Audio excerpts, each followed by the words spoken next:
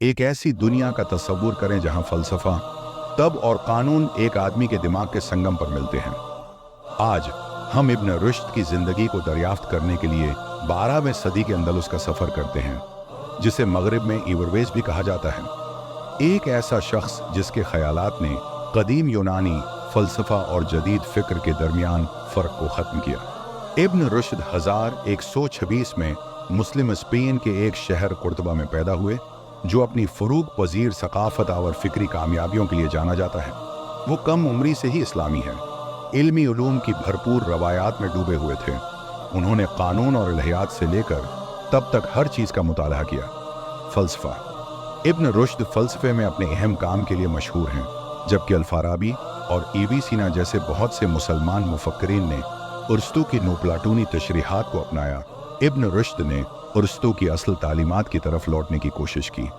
उसने अरस्तू पर वसीया तबसरे लिखे, इस कदर कि वो मगरबी दुनिया में तबसरा निगार के नाम से मशहूर हुए। ये तहरीरें बाद में मगरबी रोमन सल्तनत के ज़वाल के बाद, सदियों के ज़वाल के बाद अरस्तू में यूरोप की दिलचस्पी को दोबारा बेदार करने में अहम बनेंगी।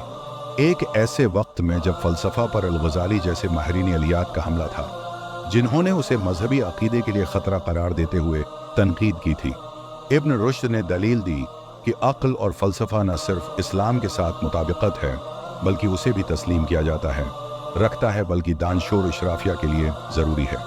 अपने मशहूर कामों में उसने बरकरार रखा कि अगर फ़लसफ़ायाना नताइज सहीफ़े की तालीमात से मुतसादिम नज़र आते हैं, तो सहीफ़ाई मतन की तशरीह दलील के साथ हम आहंगी के साथ की जानी चाहिए।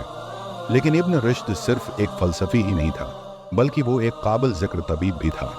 उनकी तब्बी तसानीफ़, ख़ास तौर पर इल्कलियात फ़ी अल-तब या लातीनी ज़बान में कोलिगेट, सदियों तक यूरोप में नसाबी किताबें बनेंगी।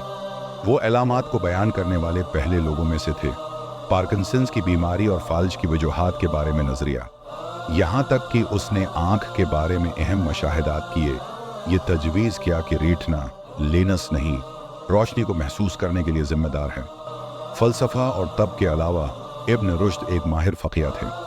उनके काम बदाए अल-मुज्तहद ने मुख्तलिफ इस्लामी मकातिब फ़िक्र के दरमियान इख्तिलाफ़ात का जायज़ा लिया, इन उसूलों पर तवज्जो मरकूज़ की जिनकी वजह से ये इख्तिलाफ़ात पैदा हुए। अगरचे इस्लामी दुनिया में उसका असर मामूली रहा, लेकिन मगरिब में इब्न रुश्द का असर बहुत गहरा था। अरस्तू के कामों के उसके तराजुम ने यूरोप में फ़िक्री तजस्सुस को फिर से जन्म दिया और एक फ़लसफ़ियाना तहरीक को मुतासिर किया, जिसे एवरोइज़म कहा जाता है। उनका मतनाज़ा अतहाद अक़ल का मकाला कि तमाम इंसान एक ही अक़ल रखते हैं, लातीनी ईसाइत में सबसे ज़्यादा ज़ीर बहस नज़रियात में से एक बन गया। इगरचा 13वीं सदी के आखिर में कैथोलिक चर्च की तरफ से मज़म्मत की गई थी। एवरोइज़म सदियों तक पैरोकारों को अपनी तरफ मतवज्जा करता रहा। आज हम इब्न रुश्द को फ़िक्री तजस्सुस और अक़ली फ़िक्र की अलामत के तौर पर याद करते हैं। उनके काम सकाफ़तों और सदियों की सरहदों को उबूर करते हुए इस्लामी दुनिया और मगरबी फ़लसफ़ा दोनों पर अनमट नकूश छोड़ गए हैं। वो तहज़ीबों के दरमियान एक पल की तरह खड़े हैं, हमें याद दिलाते हैं वक्त से तजावुज़ करने के लिए इल्म की ताकत का। तारीख़ के उस सफ़र में हमारे साथ शामिल होने के लिए आपका शुक्रिया। अगर आपने ये वीडियो पसंद की है तो लाइक करना, सब्सक्राइब करना और इन अजीम ज़हनों की मज़ीद कहानियों के लिए नोटिफिकेशन बेल को दबाना ना भूलें, जिन्होंने दुनिया को जैसा कि हम जानते हैं